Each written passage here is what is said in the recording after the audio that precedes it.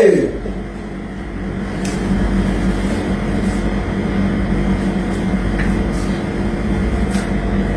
Che. Ama yense ka njwa do na video biko.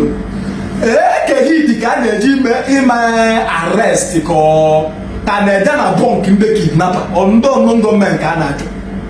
Eji wata security ni na enu gota na Eke Hit. Ọ bụrụ ebe a na-eje agha na Sambisa forest. Ọ maka ofu onye.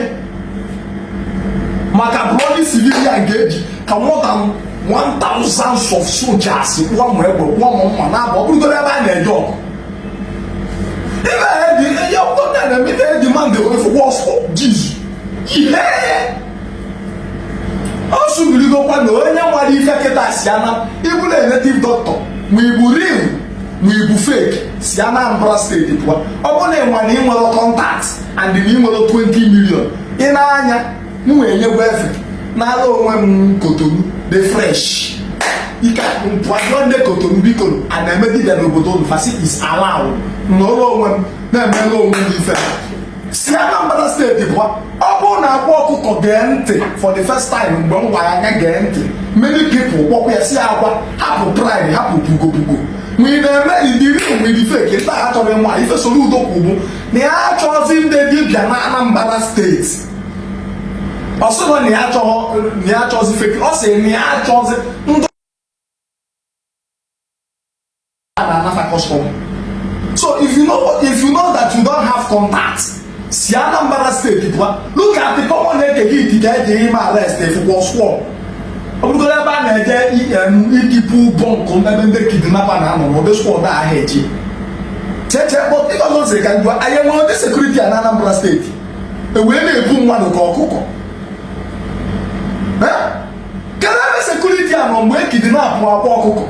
Can I have security and on where kidnap or my duty one? Can I have security and on where kidnap or my can we kidnap in Anambra State? Where are all those people? Can I have fun? Get the code you block it. I got a giga if you was for my common Eke Hit one and the rooms also alone. Never all my cameraman, don't put them all on one. So put the research, they don't massage cow or sport, can they die? I'm going to have a time in a dog na Sambisa forest and I've had they do this for there. Hi! Oh, madam, one a day before yesterday.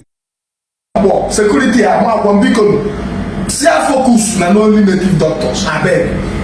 See put one more energies on kidnappers, criminals. Are you getting me? At least with this security, you don't get enough. Anambra anymore. That is number one. Number two. His Excellency, if he never met the common, I will not judge you. Oh, you so like that, so no, no, wabube.